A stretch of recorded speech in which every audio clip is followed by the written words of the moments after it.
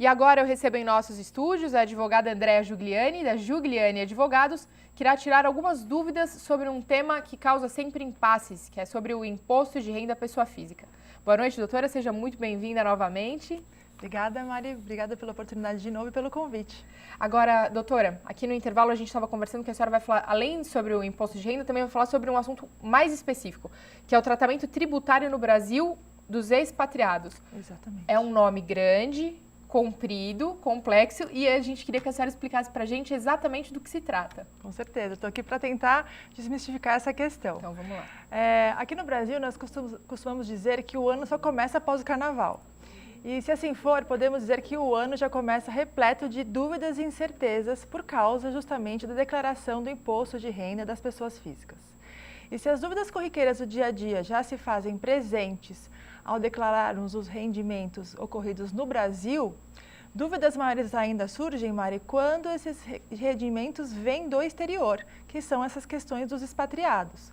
Encaixa-se nessa definição de expatriados aquelas pessoas que foram enviadas a trabalhar no exterior, por empresas, por exemplo, aquelas milhares de pessoas que buscaram a vida fora do Brasil como uma fuga para a nossa recessão econômica, ou que simplesmente buscaram uma melhor qualidade de vida, ou ainda que resolveram diversificar os seus investimentos buscando as vias internacionais. Talvez por conta da mais segurança do que as nossas aplicações financeiras do Brasil, mesmo considerando as nossas altas taxas de juros. Ou seja, diversos são os motivos pelos quais as pessoas recebem rendimentos vindos do exterior.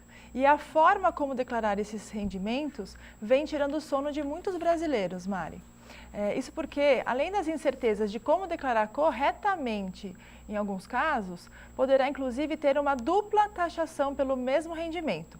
Ou seja, é isso que eu acabei de repetir. Embora já tenha sido retido na fonte pagadora internacional esse rendimento, essa tributação lá fora, ele ainda vai ter que declarar aqui o rendimento no Brasil e muitas vezes ser tributado. Ou seja, do contrário que muitas pessoas pensam, há sim que se declarar aqui no Brasil todo e qualquer rendimento advindo do exterior, bem como os valores de tributos já pagos no país, a conversão cambial utilizada e outros dados, para aí sim recolher e apurar o tributo devido.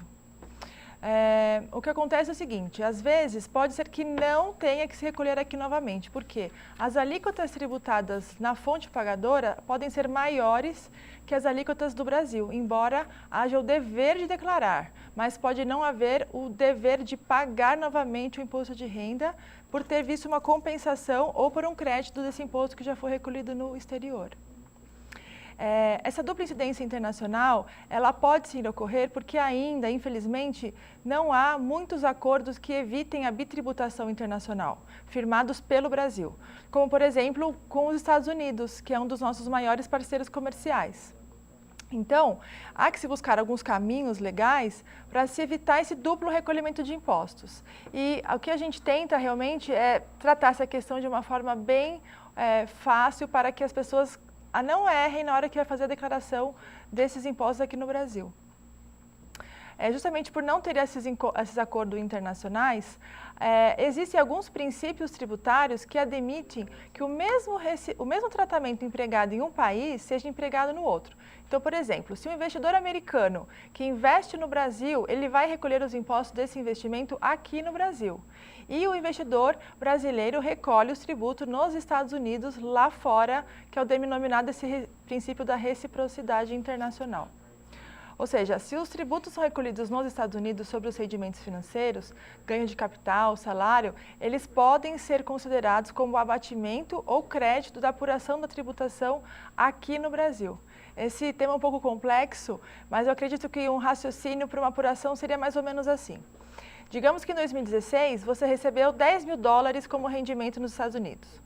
Desse valor, cerca de 30%, $3.000, por exemplo, foram descontados como imposto de renda lá nos Estados Unidos. Supondo que o valor do dólar para essa compra se fosse mais ou menos uns R$2, você teria recebido um rendimento de R$20 mil de rendimento e teria recolhido o imposto sobre R$6.000.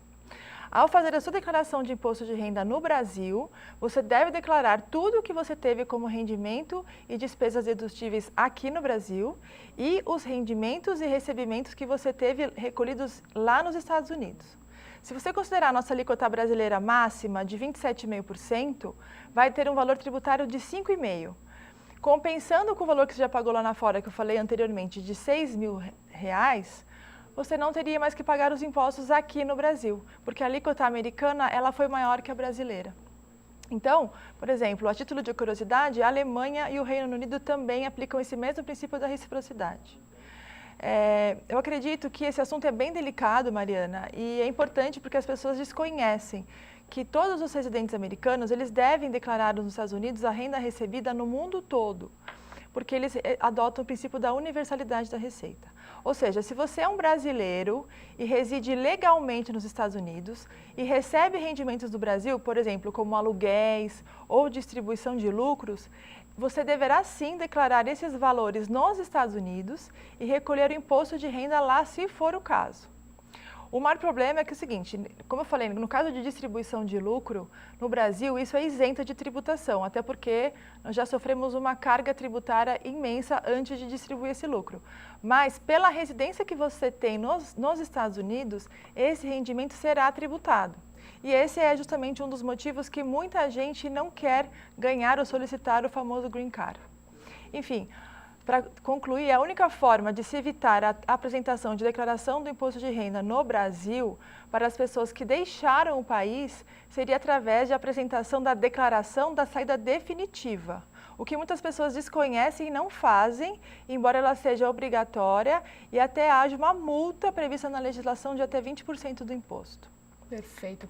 Agora, doutora, existe uma compensação do imposto pago no exterior com os impostos cobrados aqui no Brasil?